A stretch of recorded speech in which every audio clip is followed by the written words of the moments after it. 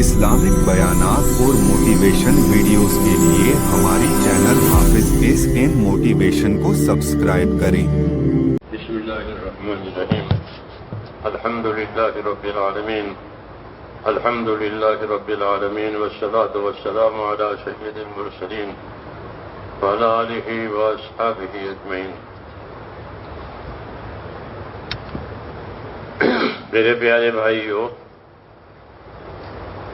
अल्लाह से और उसकी कुदरत से फ़ायदा उठाने के लिए एक रास्ता हमको ये बताया है कि अपने अल्लाह के साथ अच्छा गुमान रखो। अपने अल्लाह के साथ अच्छा गुमान रखो। जाबिर फरमाते थे, मुझे हुजूर सल्लल्लाहु अलैहि वसल्लम ने अपनी वफ़ात से 3 दिन पहले ये फरमाया था कि तुम्हारी मौत इस हाल में आवे कि तुम्हारा गुमान अपने खुदा के साथ अच्छा।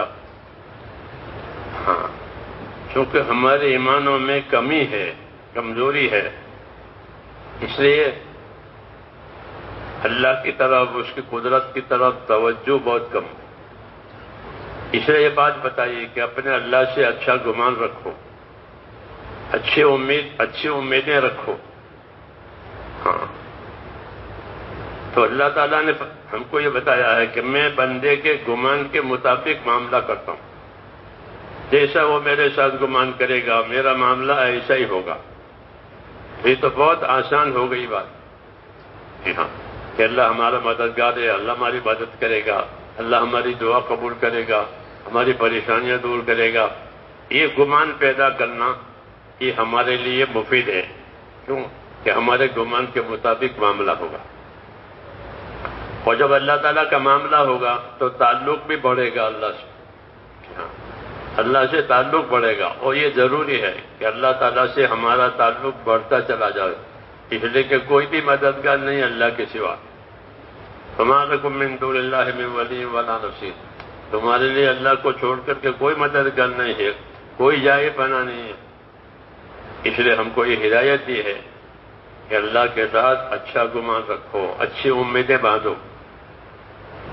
लेकिन खाली उम्मीदों से काम नहीं चलेगा। खाली उम्मीदों से काम नहीं चलेगा, बल्कि उस खाली उम्मीदों के साथ अपनी जिम्मेदारियां जो अल्लाह ताला ने हम पर डाली हैं वो भी पूरी हुए। हाँ, उम्मीद के साथ वो जिम्मेदारियां पूरी हो जाएं,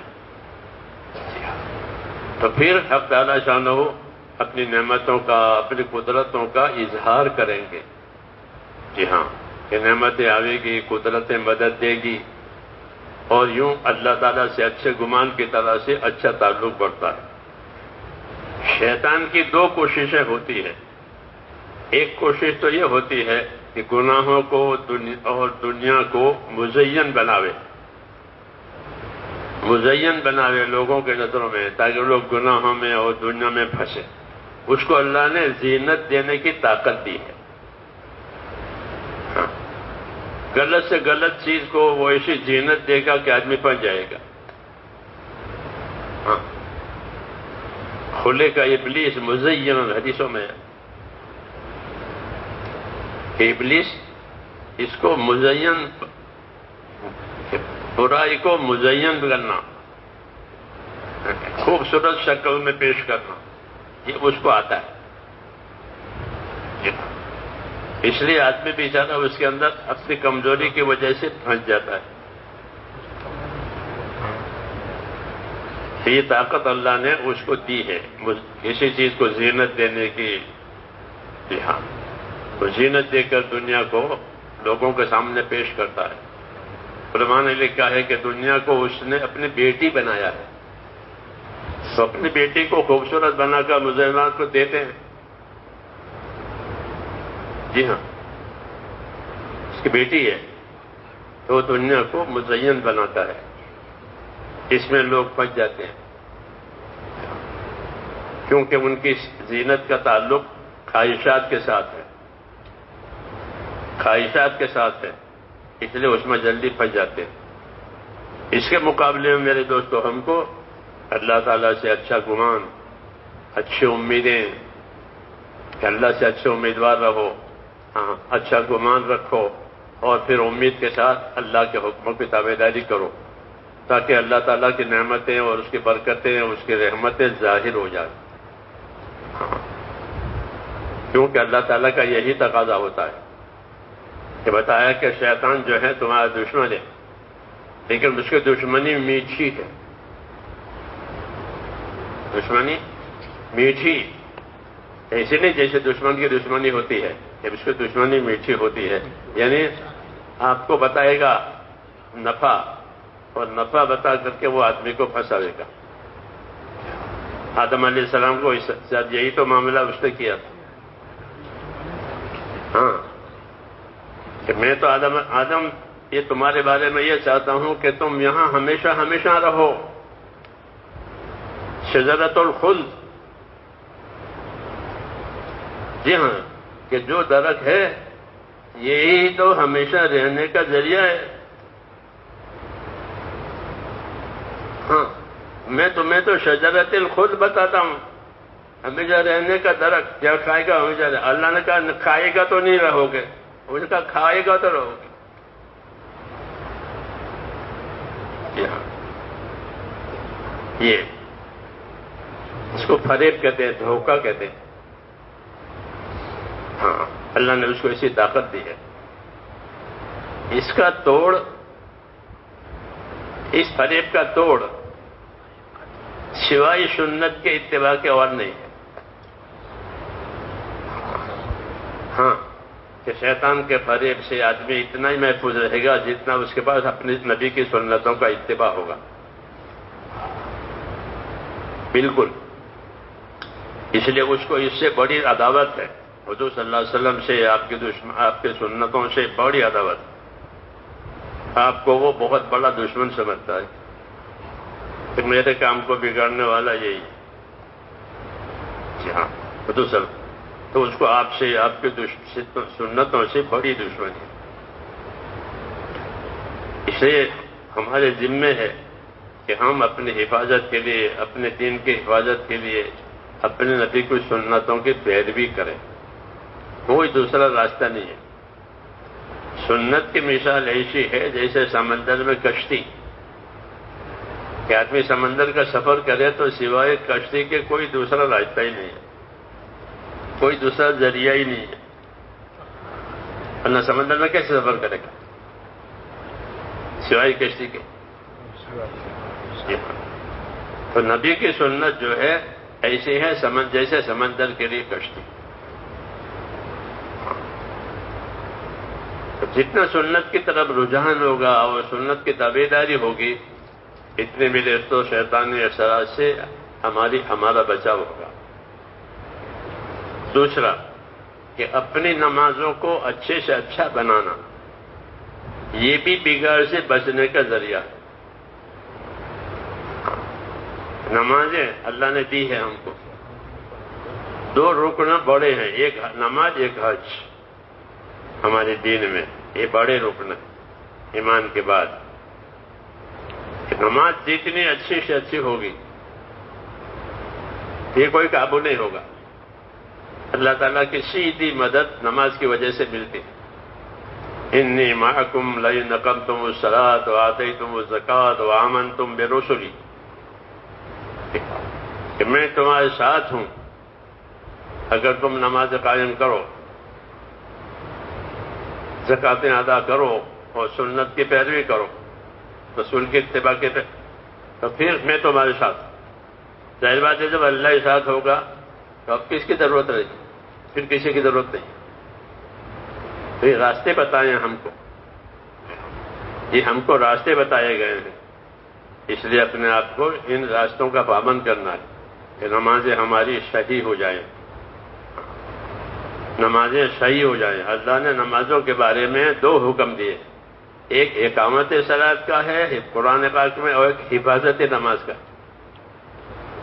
ایک اقیموا الصلاۃ، نمازیں قائم کرو، اور حافظوا علی الصلوات، نمازوں کی حفاظت کرو.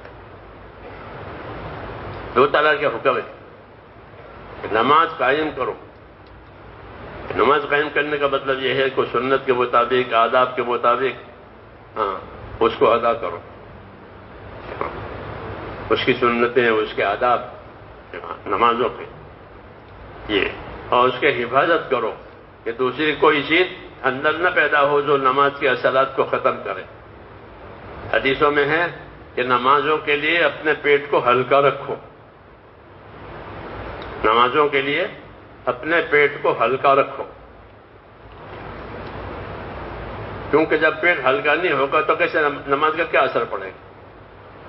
نماز، جی ہاں، نماز کچھ بھاری بن جائے گی۔ نمازوں کے لیے اپنے پیٹوں کو ہلکا رکھو، یہ حفاظت کی، تو اپنی روزی بھی پاک ہو، پھر نماز اور روزی بھی اعتدال کے ساتھ ہو، درمیانی طریقے سے، تو پھر نمازوں کی حفاظت ہوتی ہے میرے دوست۔ اور پھر نمازوں کی حفاظت میں یہ بھی ہے کہ جب نمازیں پڑھی گئی ہیں اچھی طرح سے تو اس کے بعد دعا میں قبولیت آتی ہے، کیونکہ نماز اللہ سے مدد لینے کا یقینی ذریعہ ہے۔ استعینوا بالصبر والصلاۃ، اللہ کی مدد حاصل کرو صبر کر کے، یعنی حکموں پر جم کر کے، اور خاص طور سے نماز کے پابند بن کر۔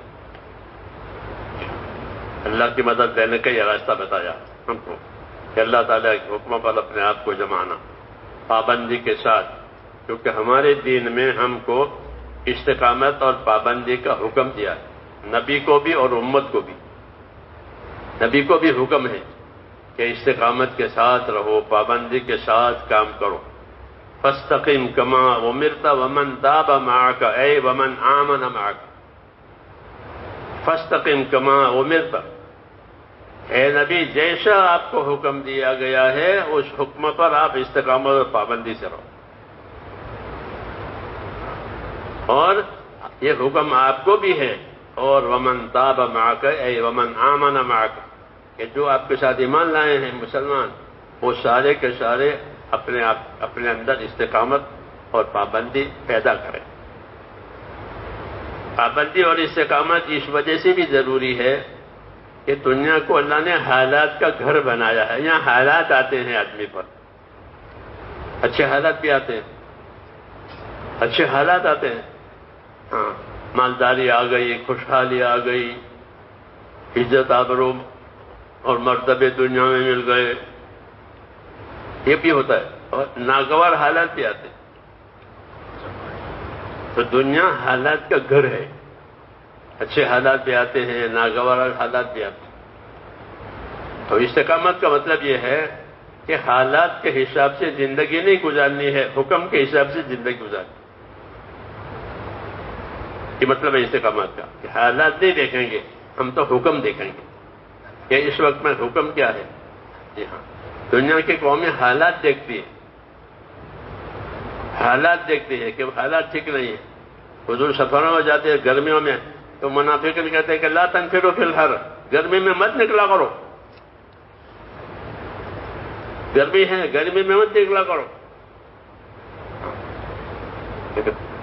لیکن آپ اور آپ کے ساتھی گرمی کو نہیں دیکھتے تھے، حکم کو دیکھتے تھے۔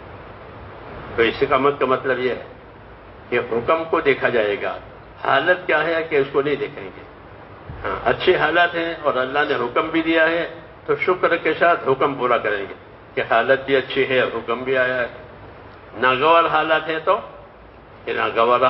تو کہ صبر کے ساتھ حکم پورا کریں کہ حال کو، جیسے گرمی میں روزے آ رہے ہیں، گرمی میں حج آ رہا ہے، ہاں تو کیا کریں گے؟ تو گرمی میں حج کرو، سردی میں حج کرو، گرمی میں روزہ رکھو، سردی میں روزہ رکھو، گرمی میں نماز پڑھو۔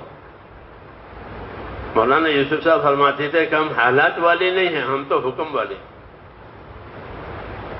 ہم حکم والے ہیں، اس لیے ہماری عبادت کا نظام بدلتا رہتا ہے، کیونکہ ہم چاند دیکھ کر کام کرتے ہیں، دوسرے لوگ ان کا حساب الگ ہے، ہمارا حساب الگ ہے کہ ہم چاند کے حساب سے چلتے ہیں، تو اس میں پھر موسم بدلتے رہتے ہیں اور حکم اپنی جگہ پر رہتا ہے۔ اس 5 نمازیں ہر حال میں پڑھنی ہے، سردی ہے، گرمی آوے، بارش آوے، 5 نماز تو پڑھنی ہے، اس کے وقت میں کوئی تبدیلی نہیں ہوگی۔ ان الصلاۃ کانت علی المؤمنین کتابا موقوتا، کہ نماز مسلمانوں پر وقت مقررہ کے ساتھ ہے، چاہے کوئی بھی حال آئے۔ ایسے حج بھی، الحج اشہر معلومات، حج کے مہینے مقرر ہیں، چاند دیکھ کر کے حج کے مہینے مقرر کرو، کہ سردی آوے، گرمی آوے، بارش آوے، حج کرو۔ کیوں کہ ہم بندے ہیں، جیسا حکم آئے گا ویسا کریں۔ حالات ہم نہیں دیکھیں گے، حالات میں صبر کریں گے، حالات میں صبر کریں گے تو ہم کو حالات کا بھی انعام ملے گا اور حکم کا بھی انعام ملے گا۔ جو حال برداشت کیا ہے اس کا بھی انعام ملے گا، اور جو حکم پورا کیا ہے اس کا بھی انعام ملے گا۔ جس کہ سردی کا وضو، اسباغ الوضو علی المکارہ، حدیث شریف میں کہ ناگواری کے باوجود وضو پورا کرے، سردی ہو رہی ہے اور پورا وضو کرے، تو وضو کا بھی بدلہ ہے اور اس کا بھی بدلہ ہے۔ سردی کا یا بیماری ہے یا نیند آ رہی ہے اور وضو کرنا پڑ رہا ہے، بھاری پڑتا ہے، مکارہ یہاں بھاری پڑتا ہے، تو اس بھاری پڑنے کا بھی اجر ملے گا اور وضو کا بھی اجر ملے گا۔ یہ امت کے لیے ہے کہ ان کو حالات کا بھی انعام دیں گے، حکم کا بھی انعام دیں گے۔ انہوں نے اس حکم کو کس حال میں پورا کیا ہے۔ تو یہ بشارتیں ہیں تاکہ شیطان مایوس نہ کرے، نہیں تو وہ مایوس کرے، ڈراوے کہ حالات اچھے نہیں ہیں، کیا کرو گے؟ جی ہاں، حالات اچھے نہیں ہیں، کیا کرو گے؟ تو حالات سے ڈراوے، تسویل کہتے ہیں اس کو، باتیں بنانا، باتیں بنائے گا، یوں ہوگا، جیسے آج کل ہوتا ہے۔ اللہ اور قدرت کی طرف نظر نہیں ہے، حالات سن کر کے پھر پیچھے ہٹ جاتے۔ نہیں، ہمارا مسئلہ تو اللہ کے ہاتھ میں ہے، اللہ نے جو لکھا ہے وہ ہوگا۔ لوگ حضور کو ڈراتے تھے کہ آپ تبلیغ کرتے ہیں، لوگ آپ کو قتل کریں گے، آپ کے پیچھے پڑیں گے، اور پڑے ہوئے ہیں، آپ کے پیچھے پڑے ہوئے ہیں اور وہ بھی آپ کے پیچھے پڑیں گے۔ اس لیے سوچو اپنے بارے میں۔ تو اللہ نے فرمایا نبی سے کہ ان سے کہہ دو کہ لن یصیبنا الا ما کتب اللہ لنا، ان سے کہو کہ ہم کو وہ چیز پہنچے گی جو میرے اللہ نے میرے لیے لکھی ہے۔ اگر میرے اللہ نے مصیبت لکھی ہے تو وہ ہو کے رہے گی، میرے اللہ نے راحت لکھی ہے تو وہ ہو کے رہے گی، کیونکہ اللہ کی بات تو اٹل ہوتی ہے۔